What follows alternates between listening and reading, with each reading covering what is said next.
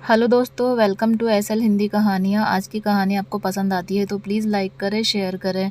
इसी तरह की कहानियाँ सुनना आप पसंद करते हैं तो चैनल को ज़रूर सब्सक्राइब करें।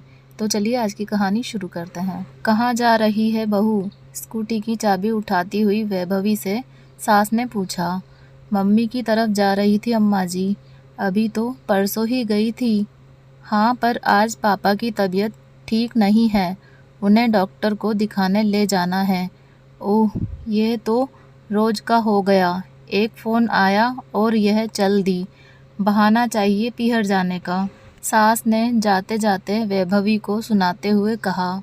हम तो पछता गए भई, बिना भाई की बहन से शादी करके। सोचा था चलो बिना भाई की बहन है तो क्या हुआ, कोई तो इससे भी शादी करेगा। अरे जब लड़की के बिना काम ही नहीं चल रहा तो ब्याह ही क्यों किया। यह सुनकर वैभवी के तन बदन में आग लग गई। दरवाजे से ही लौट आई और बोली, ये सब तो आप लोगों को पहले से ही पता था ना अम्मा जी कि मेरे भाई नहीं हैं। और माफ़ करना, इसमें एहसान की क्या बात हुई।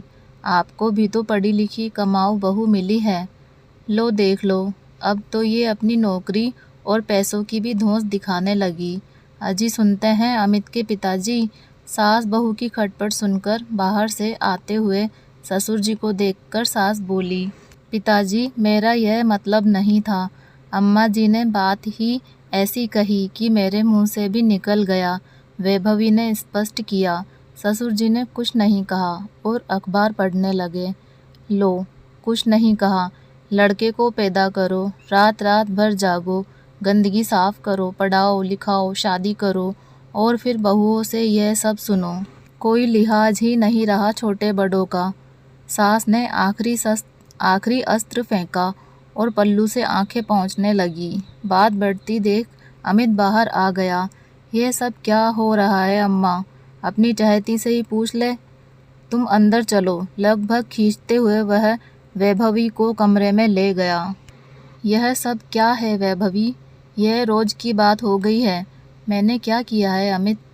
बात अम्मा जी ने ही शुरू की है। क्या उन्हें नहीं पता था कि मेरे कोई भाई नहीं है, इसलिए मुझे तो अपने मम्मी पापा को संभालना ही पड़ेगा। वैभवी ने रुआसी होकर कहा। वह सब ठीक है, पर वह मेरी माँ है। बड़ी मुश्किल से पाला है उन्होंने मुझे।